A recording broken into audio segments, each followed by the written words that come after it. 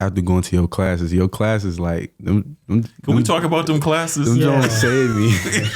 Can we talk about what it was like having classes with Crazy Cole? Because I know I was very serious about what I wanted to see from black boys and young black men in my classes. Yeah. Welcome to What I Know Now, a podcast that uncovers the stories, experiences, and insights of individuals who have been impacted by the justice system. I'm Cole Williams. And I'm Joel Van Kuiken. Our mission is to drive positive social change in the lives of system-impacted youth, their families, and our communities. We sit down with incredible guests who generously share their lived experiences and the lessons they've learned along the way.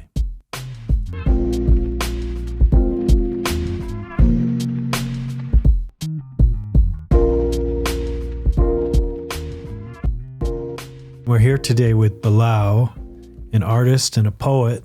I mean, not only are you an artist and a poet, but you also are a student, right? So there's a lot I want to unpack because I have not seen you in 2 years. I'm looking at you and I remember you as a boy, but I'm actually sitting across the table from looking at a man now.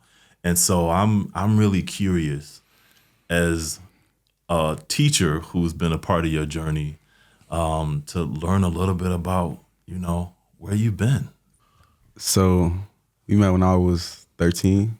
Yep. 13 years old. I think I was you were 13. In Juvenile. Yeah. I was lost. Yeah. I was lost. I was doing stuff I shouldn't have been doing. And at the time when I met you, yeah, it was in one ear out the other. Okay. Because I was so young and I was still naive and I still haven't grown yet. I wasn't grown yet. Okay. And it just didn't resonate with me until I started spending more time behind bars, When I was 13, I was there for a couple of weeks. Yeah. I went home. When I was 14, I did more time. I'll actually sit and listen. I'll actually think about that type of stuff. And I implemented it in my life at a point in time, but I was still young and naive at the same time where I had to go through it again. So at 16, when you see me again, yep, almost everybody was devastated I was back. Oh yeah, we were all hurt. Like, what? Yeah. What are you doing back? I was doing good. And I came back and the moment when I did come back, the first night I knew, I'm like, I'm not supposed to be here. I knew I wasn't supposed to be here. And I was thinking like, I'm really here. Yeah. And then I couldn't blame anybody but myself. I think that's what start forming my journey of manhood and start elevating my mind more. So, I mean, before when I was younger in there, I read, of course, you ain't got nothing else to do. Right. But I actually started reading, listening, understanding, picturing the words in my head. Like, there's more to life. Yeah. So, I mean, I knew that at 16, but after going to your classes like them. Can we talk about them classes? Them Jones saved me. Can we talk about what it was like having classes with Crazy Cole? Because I know I was very serious about what I wanted to see from black boys and young black men in my classes. Yeah.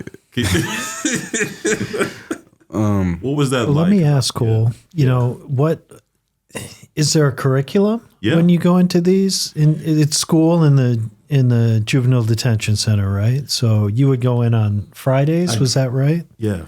So every Friday. Every Friday, okay. What was a typical Friday like for you guys? Mm-hmm. And obviously there were things going on from what you were seeing in the students, but you were seeing Cole in a certain way too. So lay a bit of the groundwork for what it's like in one of Cole's classes and what it was like for you, Bilal, to experience that. That's a good question. So from my perspective, going into the classrooms, when I actually started being attentive to the classrooms, we had multiple teachers, mental health teachers, doctors who would come in, teach us about health and stuff like that. But I always was excited to go to Cole class. Yeah. So you go into the classroom, we all sit down, he asked how we doing, what's new, stuff like that. And he would teach. And he just wouldn't just teach like teachers. He would teach the real. He would show us videos and show us things, and he would show us actually being in these spaces with people like us. You know what I'm saying? Like, it wasn't no act. It was real. He was going into these places like a lot of people scared to go to, if we want to be honest. And he was actually giving his time, giving his time. We know that time is very valuable in this world. Yeah. So I only got an hour with y'all. That's all I got. Yeah. And then in this hour, we need to unpack this. And so that's what we did. Yeah. He would say at the end of his class, every class, he would say, if you don't read, read. If you don't write, write. I heard it multiple times. I heard it for years. He said the same thing after every class. We had a little library in a quiet room, and it was a book of poets around the world, poetry around the world. At first, I skimmed through it. I'm like, what? Like, I'm not finna read poetry. Like, I'm not soft. like, what y'all trying to say? So I skimmed through it. Then I read this one poem. I'm like, I like this. I'm like, I could do that. So I started writing, and I showed Cole my writings. The next week, I was excited. So I'm like, I like this. I feel like you're gonna like it too. So I showed him, and he's like, wow. I was like, you the reason I wrote it. So ever since then, I've just been writing, I've been reading, I've been drawing, and I just take everything that Cole say in, because it's like, he don't say it for no reason. Everything that he says is thought about and is planned, and he got a reason behind what he say. So I love that. That's really powerful. Man. Yeah. I'm curious, that book. Yeah. Did you remember the poem that? I had a poem. I ripped the page out. That's okay. I ripped the page. I ripped the page out the book. I still got the poem, and I actually try to copy it a little bit to make my own. Because the first couple of times I tried to copy it. No, that's good. Yeah, I don't remember the poet's name, but it was multiple poems throughout the book that I really loved and I really liked, and it was a couple from Langston Hughes. Okay. And I took them. I took them from him also. But yeah, so it was a couple poems, but it was one specific poem. I don't know how to pronounce his name. He was an English man. Mm-hmm. And I know if I seen the book, I could point you to the page. I see. Okay. Yeah, but I don't know how to pronounce his name. No, that's good. That's okay. Yeah. Friday school was an interesting time because in the detention center, they have 4 days out of the week where they focus on academics. And then that last day is like where folks that come in, I mean, you've got folks from Network 180, who is our community mental health providers. Yeah. Artist Miss B, who comes in and really teaches like history. Shout out to Miss B. Shout out to Miss B. Everybody love Miss B. I mean, she's been in the detention center probably since its inception. And then you have people like Miss Shonda who comes in and teaches like shout out to Miss Shonda, right? She's still here with us. But that time for us in the detention center was the one day that we got to spend with all the kids in different classrooms. And that it meant a lot to me. And one of the reasons why I talk about how much it meant to me is because my son was also there. Mm-hmm. So I was always curious about who were the kids behind these walls. And then when I realized they were kids that looked like me and they were like my kids. I loved being in that class, and I wouldn't want to leave that class sometimes. I keep Mr. Cole. Yep. I come talk to you every time. Every time I come talk to Mr. Cole, they like, come on. I'm like, hold on, I'll take the 5 minute, a little 5 minute time. I'll take it. It was worth it. But when I transitioned to the county, the only thing that really hit me hard was like, dang, I ain't gonna see Cole. Right? I'm like, I ain't gonna see Cole. But Cole actually started coming into the county. That was a blessing. That was in the plan all along. Yeah. So I knew. I think that's the other part of the story too, right? Because so many kids go from detention and then find themselves going over to the county jail. Detention was like a sweet compared to the jail. Because I remember one Friday, it was Friday. I'm like, dang, they in the juvenile having gold party right now. Like, gold party, you maintain a certain behavior. They give you a meal, a good meal. Like a lot of them, like allow you get seconds, thirds, and stuff like that. In the county, everybody is always hostile, especially when you don't know people. So like I came in on my guard, I came in very untrusting, So. And this is from your transition from detention to the county jail? To the county, yeah. To the county. How old were you? I was 16, turning 17. When I walked in, and he was walking me to my cell, and they opened it, I'm like, yo, this is crazy. This is way different than juvenile. Like, I told myself I'll never go to jail, Like, I knew I was in juvenile, so like I'm like, I'm gonna get it right before I ever go to jail. I'm not doing that. Yeah. I remember them conversations. Yeah. When I first went in there, I'm thinking I was gonna get like you in Juvenile, you get the deodorant, you get the toothbrush, toothpaste. They give you a toothbrush and a toothpaste, but that joint like this, like it's real small. So I can't imagine running out of money and not being able to support yourself. You have to purchase the things that you need. Yeah, so they give you a uniform, they give you a blanket, they give you a toothbrush, and they give you a small little toothpaste, and they put you in the room, and it just looked like an asylum. Like, there's no sheets on the bed, there's no pillows. Can't make a pillow. You gonna go to the hole. That's all you got, and they place you in a room. So during this time, you had to do quarantine. You had to quarantine for 14 days. You come out your room for like 30 minutes a week, but most of the time you use quarantine. Sleeping on a cot, you either gonna be too cold or you gonna be too hot. Now, if you cover up your AC, you're gonna be scorching. But if you let it go, you're gonna be freezing. You got one blanket. So I used to cover it up because I ain't want to be freezing. But I used to sweat bad. I used to sweat real bad in that bed, and there ain't no sheet, so you slide in. It was terrible. You wake up at like 4 o'clock in the morning, you do head count. You got to stand up for head count no matter how tired it is. You don't wake up for head count, you ain't coming out your room the rest of the day. They ain't even going to play with you. So it ain't no, oh, I'm up. Nah, you got to speak. You don't speak, they coming in, they going to make you speak. So it was different. It was an adjustment. And then just me being in there, I was smelling myself. I was musty to get the stuff that you need. Yeah, you definitely need money on your books, which is something I didn't have, and I couldn't make a call to call anybody, even if anybody was there for me.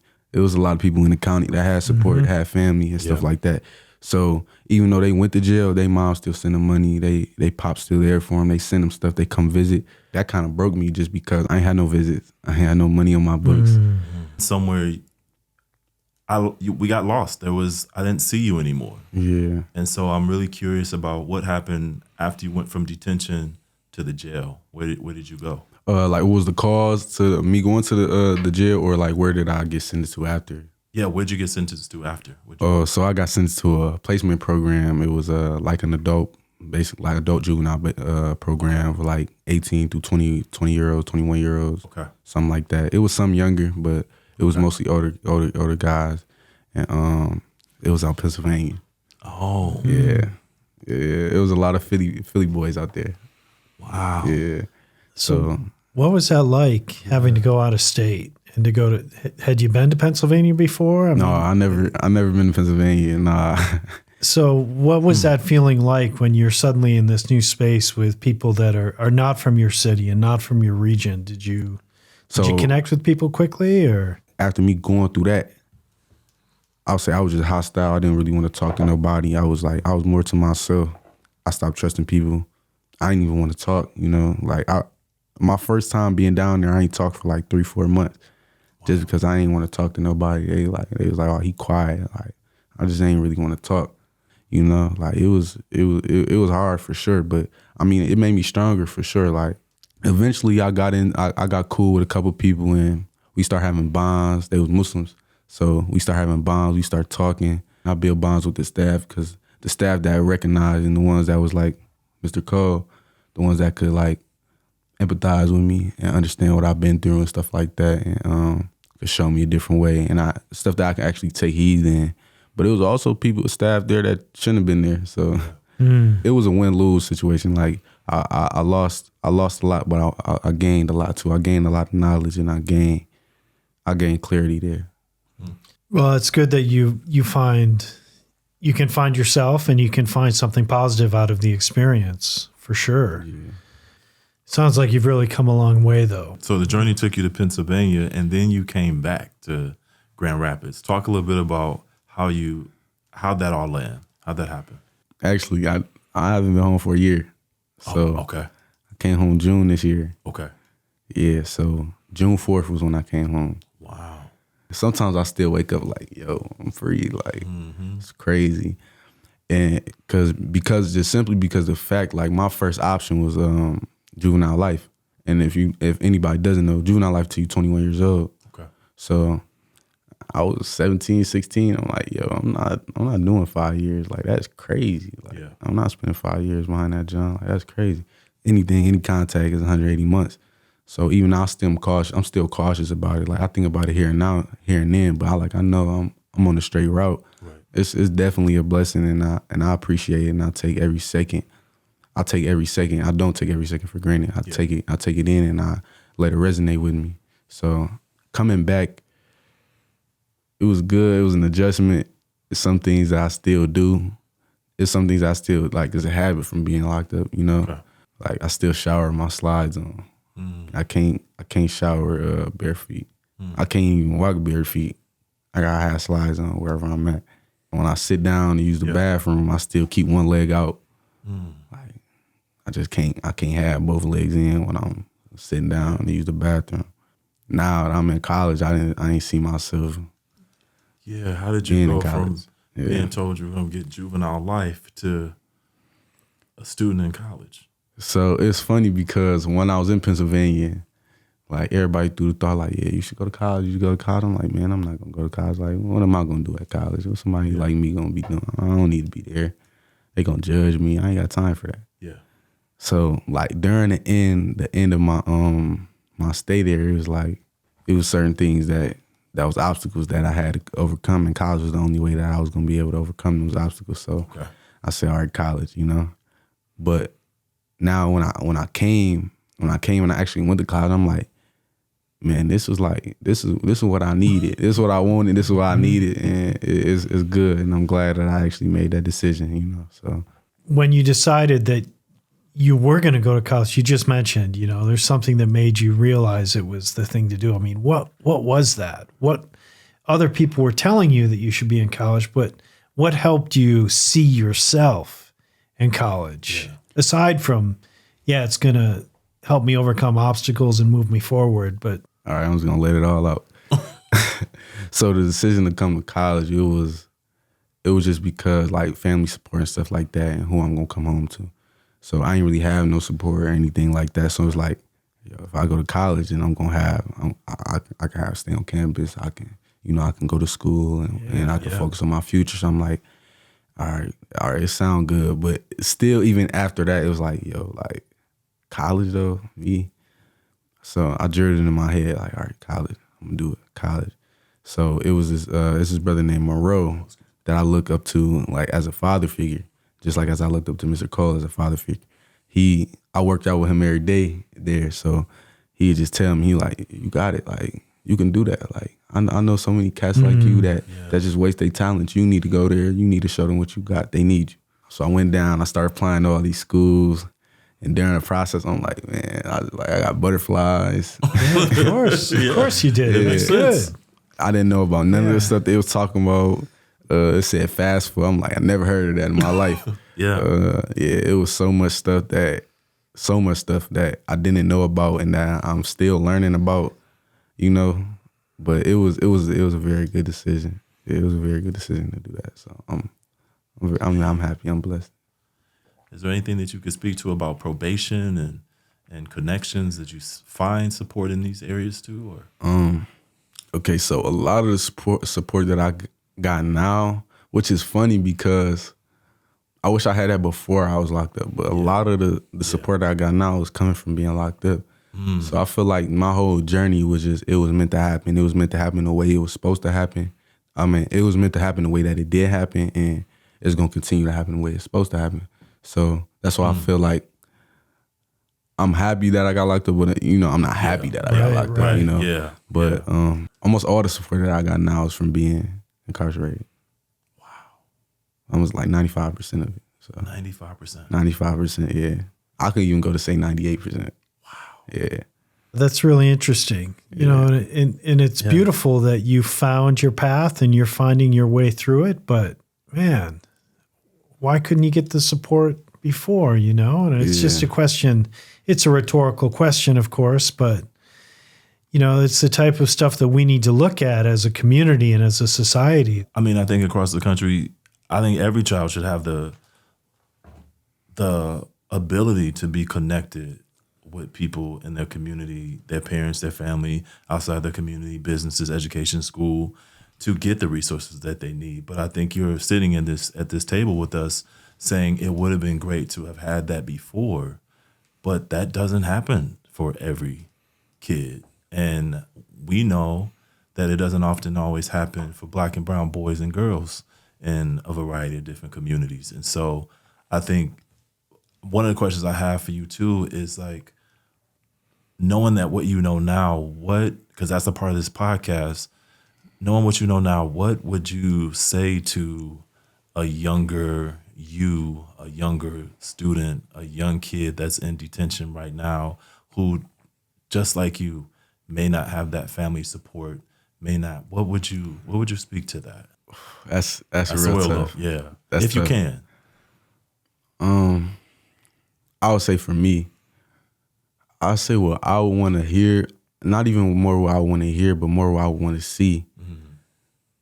I would just want to see those people in the community.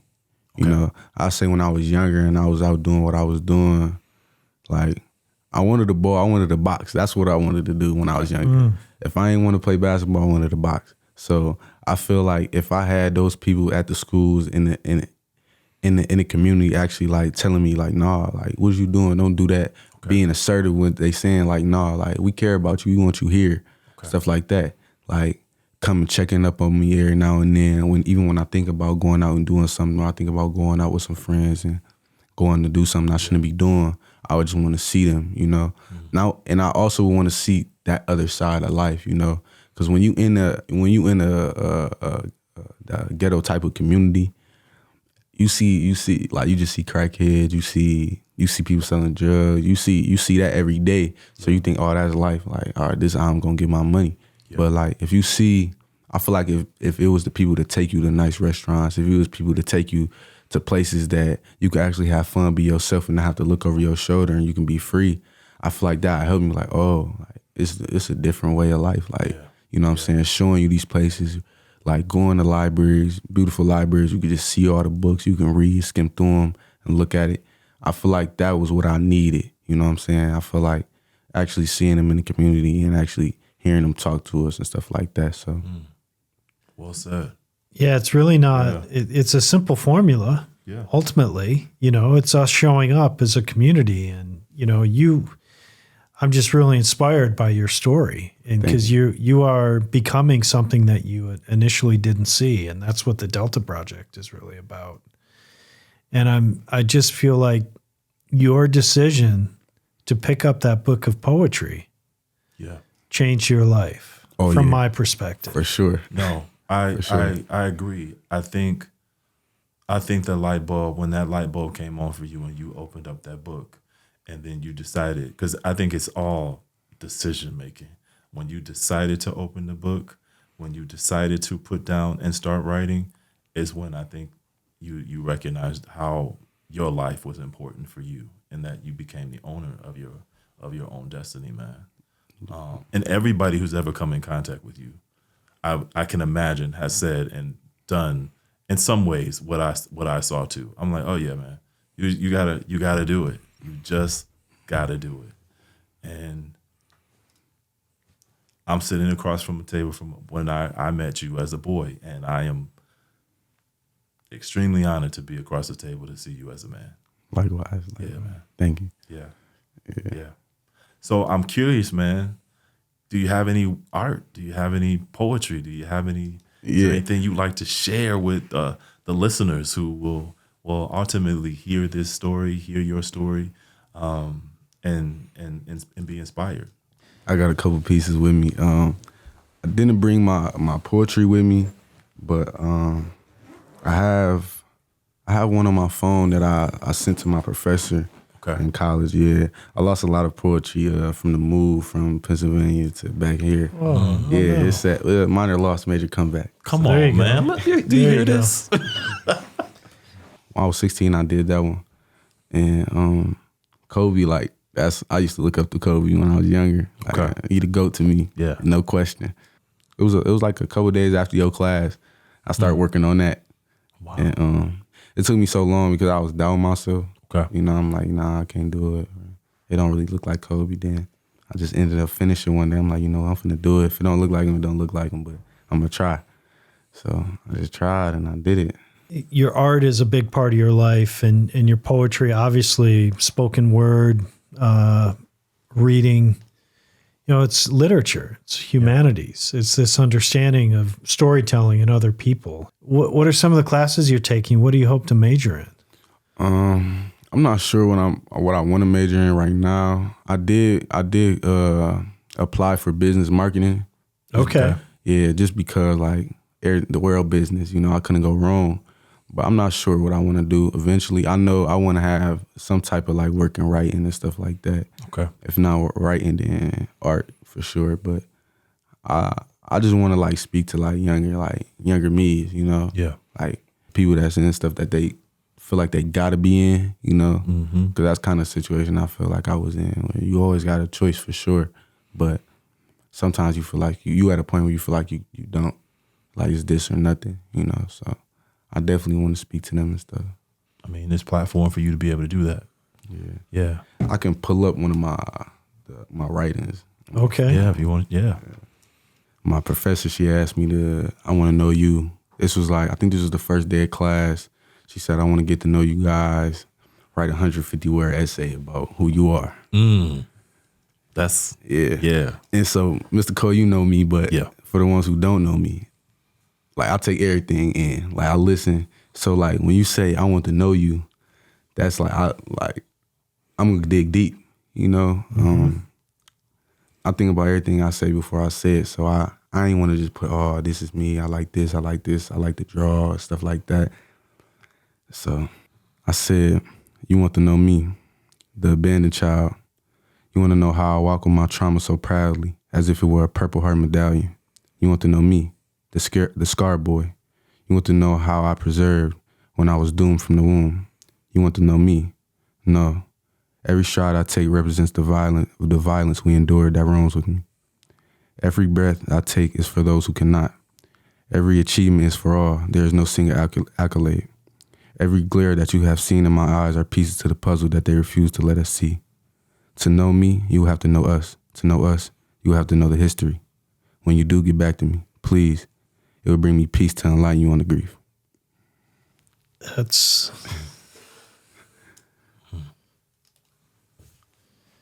real. That's deep. I hope to get to know you better. Yeah. When we think about people like you, like all of us, it's about potential. It's about what you bring. It's about what we all bring. Yeah. How we show up and how we inspire others. So thank you for joining us today. I mean, I feel inspired and proud to know you. It was my pleasure. Yeah. And I'm charged, and I'm reminded why we can't give this up, why we have to continue to show up in the way that we show up and show up in spaces that we need to show up in. And I won't forget the power that one person can make. And I want you to know that what you did today, what you'll do tomorrow, and what we'll see for the future will come to light, man. And there's going to be a young person that's going to hear what you just said today, and it's going to be impactful, man. There's so many things I can say, but I'll just say I'm thankful and I'm honored, and I'm looking forward to seeing what you become, because I think at the end of the day, that's all we really want, is to see you become. So thank you, man. Thank you. My pleasure. My pleasure. Thank you all. Thank you. Thank you for listening. Check out our programs on the Delta Project's website, thedeltaproject.co, and be sure to follow us on Spotify, YouTube, or wherever you get your podcasts.